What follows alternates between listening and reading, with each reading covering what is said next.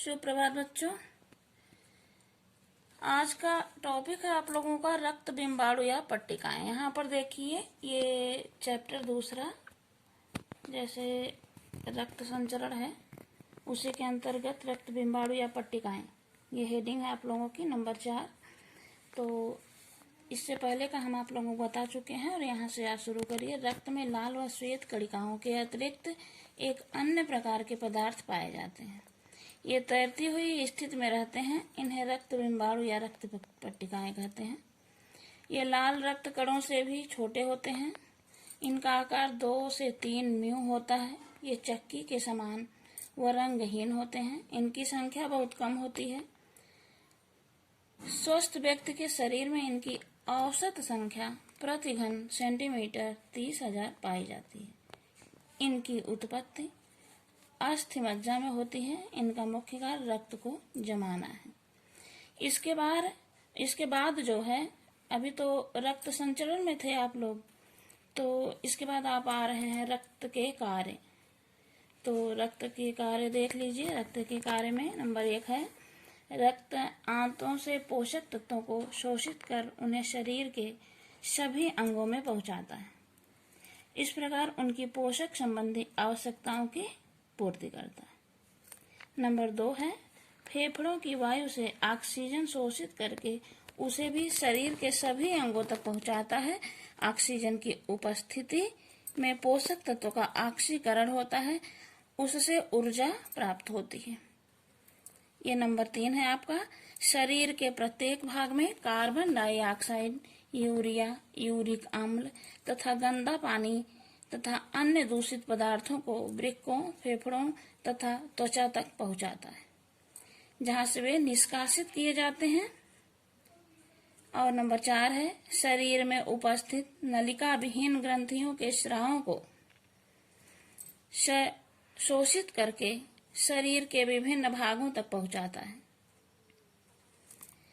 इसके बाद अगला नंबर आपका, रक्त के माध्यम से शरीर का ताप क्रम सामान्य रहता है। शरीर के आंतरिक में अधिक गर्मी उत्पन्न होती है। रक्त परिवहन से यह गर्मी शरीर के बाहरी कम गर्म भागों में पहुंच जाती है। इससे शरीर का तापमान सामान्य रहता है। अभी हम इसको पलटते हैं। यहाँ देखिए 6वां नंबर है आप लोगों का, संक्रामक रोगों के जीवाणुओं के आक्रमण से शरीर के स्वास्थ्य को सुरक्षित रखने के लिए श्वेत कणिकाएं प्लाज्मा में उपस्थित ग्लोब्यूलिन को शरीर के समस्त भागों में पहुंचाते रहने का कार्य करती है। ठीक है, तो अब आगे आपका रक्त संचरण जो है, इसमें देख लीजिए कि जब किसी दुर्घटना में शरीर से अधिक रक्त निकल जाता है, जैसे दुर्घटना के बाद अगर आप ऑपरेशन के पश्चात भी ले लेंगे तो सही होगा कि जब शरीर से रक्त निकल जाता है तो बाहर से रक्त लेने की आवश्यकता होती है। इस स्थिति में रक्त देने वाले के वर्ग का परीक्षण किया जाता है। यदि वर्ग समान होता है तो उस रक्त को रोगी को चढ़ाया जाता है। अतः इस प्रकार रक्त चढ़ाने की विधि को रक्त संचरण कहा जाता है। ठीक है, अब इसके बाद आप लोग यहाँ आ जाइए। जैसे अभी तक आप लोग देख रहे थे रक्त संचरण व रक्त के कार्य, तो यहाँ पर है आपका रक्त संचरण का यांत्रिकत्व तथा अंगों में उनकी आवश्यकता अनुसार रुधिर संभरण। तो रक्त संचरण तो आप लोग देख लिए हैं, अंगों में उनकी आवश्यकता अनुसार रुधिर संभरण। तो संभरण का मतलब होता है पोषक या फिर संचय करना, अर्थात सिंचन। यहाँ पर देखिए आप कि रक्त परिवहन में भाग लेने वाले प्रमुख अंग जो होते हैं ये हैं। जैसे पहला है हृदय, फिर धमनियां, कोशिकाएं और शिराएं। अब इसमें सबसे पहले हृदय आ जाता है। तो रक्त परिवहन का सबसे महत्वपूर्ण अंग हृदय माना जाता है। यह निरंतर कार्य करता रहता है, जिससे मानव जीवित रहता है। जैसे आप जानते हैं कि रक्त संपूर्ण शरीर में निरंतर चक्कर लगाता रहता है। और हृदय के प्रथम पंप करने व द्वितीय पंप करने के बीच में रक्त संपूर्ण शरीर का एक बार चक्कर पूरा कर लेता है। हृदय 1 मिनट में 72 बार रक्त को पंप करके झटके से बाहर निकालता है और इस प्रकार रक्त का चक्कर भी 1 मिनट में 72 बार होता है और यह क्रिया इनकी जीवन पर्यंत चलती रहती है। अर्थात संपूर्ण शरीर में रक्त के चक्कर लगाने को रक्त परिसंचरण या परिवहन कहा जाता है। तो यहाँ पर बात हो रही थी हृदय की। यह निरंतर कार्य करता रहता है जिससे मानव जीवित रहता है। यह 5वीं, 6ठी, 7वीं व 8वीं कशेरुकाएं के पीछे तथा पसलियों के पिंजर से पूर्ण रूप से सुरक्षित रहता है। हृदय की आकृति नाशपाती के समान होती है। हृदय की मुट्ठी बांधने पर जितनी बड़ी होती है उसका आकार उतना बड़ा होता है। इसके बाद आप लोग देखिए कि युवा अवस्था में एक स्वस्थ मनुष्य का हृदय लगभग 10 सेंटीमीटर लंबा, 8 सेंटीमीटर चौड़ा तथा 5.5 सेंटीमीटर मोटा होता है। आप उदाहरण के लिए यहाँ देखिए, एक पुरुष का हृदय 250 से 300 ग्राम, 10 से 12 औंस। स्त्रियों का 200 से 250, 8 से 10 औंस पाया जाता है। इसका रंग गहरा लाल व बैंगनी होता है। हृदय का निर्माण धारीदार एवं अनैच्छिक पेशी ऊतकों द्वारा होता है। संकोचन व विमोचन की प्रक्रिया निरंतर जीवन भर चलती रहती है। अब इसके बाद यहाँ दिए हैं हृदय की बाहरी रचना। इसको आप लोग नोट कर लीजिएगा कि अंदर से एकदम खोखला होता है। एक खड़ी और सूत्र में मांसपेशी से 2 भागों में विभक्त होता है। ठीक है। अब यहाँ पर बाह्य रचना है, यहाँ पर आंतरिक रचना है। अब इसके बाद आप लोग आ जाइए आगे। देखिए, ये तो हृदय के ही बारे में है यहाँ तक। मतलब ये हेडिंग यहाँ समाप्त हो जाती है तो अगली चालू हो जाती है। देखिए, अलिंदों व निलयों के बीच कपाट। हृदय में 4 चैम्बर होते हैं। हृदय में 4 चैम्बर होते हैं।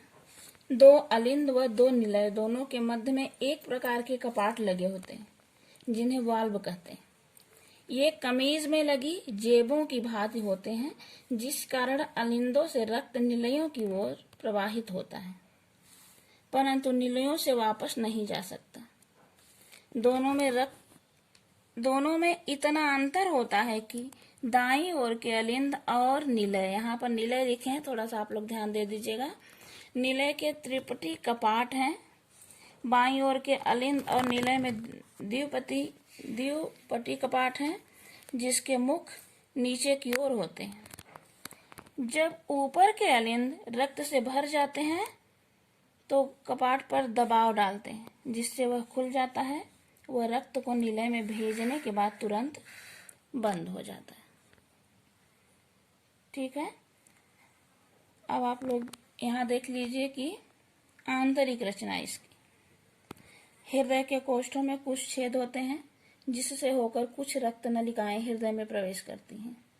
ये रक्तवाहिनियां शरीर के समस्त भाग में रक्त पहुंचाती हैं, शरीर के विभिन्न ऊतकों को रक्त से पोषित करती हैं, वह ऑक्सीजन तत्व प्राप्त देती हैं उनको, तथा कार्बन डाइऑक्साइड व अन्य हानिकारक पदार्थों को रक्त में बहा देती है।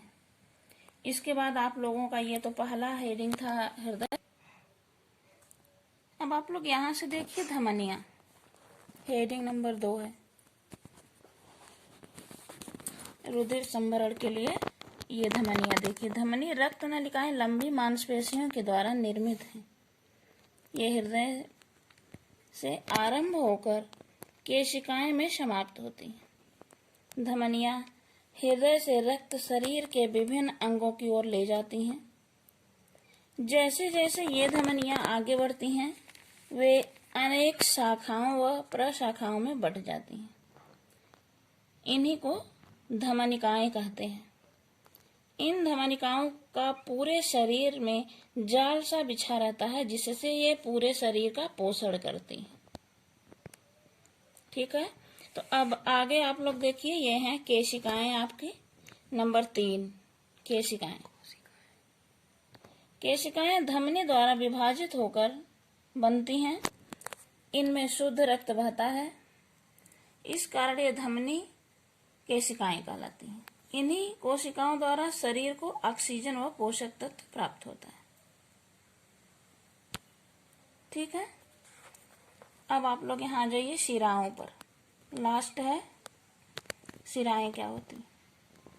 इससे पहले आप लोग जान चुके हैं कि कोशिकाओं के द्वारा विभिन्न ऊतकों के या ऊतकों को ऑक्सीजन व पोषक तत्व प्रदान करने के पश्चात इनका कार्य समाप्त हो जाता है तथा ये परस्पर मिलकर बड़ी नलियां आरंभ करती हैं। ये बड़ी रक्त नलिकाएं बड़ी शिराएं कहलाती हैं। शिराएं अशुद्ध रक्त हृदय की ओर ले जाती हैं। शिराओं में कहीं कहीं कपाट लगे होते हैं जो रुधिर के बहाव को वापस जाने से रोकते हैं। शिराओं में अशुद्ध रक्त होता है। अब रक्त परिवहन में विभिन्न भागों का कार्य, इसको हम संक्षेप में आप लोगों को बता दिए हैं यहाँ पर कि विभिन्न भागों का कार्य क्या होता है। वैसे ये हेडिंग यहीं पर समाप्त हो जाती है और ये चैप्टर भी आप लोगों का समाप्त हो जाता है, लेकिन इसी से संबंधित है। यह है महाधमनी नंबर 1। शरीर के प्रत्येक भाग को शुद्ध रक्त पहुंचाता है। यह महाधमनी का कार्य होता है, शरीर के समस्त भाग को शुद्ध रक्त पहुंचाना। यहाँ पर दूसरा पॉइंट डाले हैं कैरोटिड धमनी। ये सिर में शुद्ध रक्त पहुंचाती है। अगला पॉइंट है आपका नंबर 3 उच्च महाशिरा। सिर व बाहों में अशुद्ध रक्त दाएं व अलिंद में लाती है। यहाँ है निम्न महाशिरा। धड़ व टांगों से अशुद्ध रक्त इकट्ठा करके दाएं अलिंद में डालती है। दायां अलिंद शरीर में परिवहन के पश्चात वापस रक्त लौटकर इसमें से होता हुआ दाएं निलय में जाता है। यहाँ पर आप लोगों का 5वां पॉइंट है दायां अलिंद शरीर में परिवहन के पश्चात का मतलब होता है उसके बाद वापस रक्त लौट करके इसमें से होता हुआ दाएं निलय में जाता है। नंबर लगाकर आप लोग सारा लिख लीजिएगा। जैसे बायां अलिंद है, फेफड़ों से वापस आया हुआ शुद्ध रक्त झटके में से बाएं निलय में जाता है। दायां निलय है, यह अशुद्ध रक्त को फुफ्फुस धमनी में प्रवाहित करता है। यहाँ 8वां है बायां निलय। ऑक्सीजन युक्त शुद्ध रक्त को अत्यंत झटके से महाधमनी में प्रवाहित करता है। बाईं और दाईं हृदय धमनी व शिराएं हृदय पेशी को रक्त से पोषित करने का कार्य करती है। यह 10वां है फुफ्फुस धमनी। हृदय से अशुद्ध रक्त को फेफड़ों में ले जाती है जहां ऑक्सीजन ग्रहण करता है तथा कार्बन डाइऑक्साइड को त्यागता है। और लास्ट है फुफ्फुस शिरा। यह फेफड़ों से शुद्ध रक्त लाकर बाएं अलिंद में डालती है। ये कुछ पॉइंट हम अपने मन से ही डाल दिए थे, आप लोग अपने नोट्स में लिख लीजिएगा, आगे आप लोगों को काम आएगा। और आज का ये जो वीडियो यहीं पर समाप्त कर देते हैं। ये चैप्टर भी यहीं समाप्त हो जाता है। धन्यवाद।